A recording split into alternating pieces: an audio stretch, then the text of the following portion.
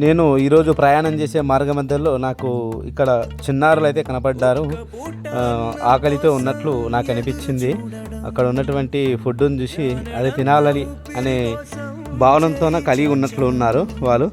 Okay, no problem, నేనున్నానని నాకు తోచిన చిన్న హెల్ప్ వీళ్ళకు అన్నదానం అయితే చేయడం జరిగింది. అన్నదానాల కన్నా అన్నదానం మిన్న నేటి బాలలు రేపటి పౌరులు. ఖచ్చితంగా వీళ్ళు ఆ భగవంతుని ఆశీర్వాదంతో మంచి ఉన్నతమైన స్థాయిలో ఉండాలని వీళ్ళతో కొద్దిసేపు మాట్లాడి వాళ్ళకు నచ్చినటువంటి అన్నం అయితే పెట్టేయడం అయితే జరిగింది.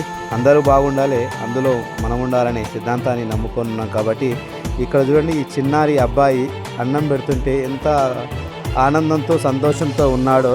అతని కళ్ళలో ఆనందాన్ని చూసి నా మనసు అయితే చాలా ఆనందానికి గురయ్యింది.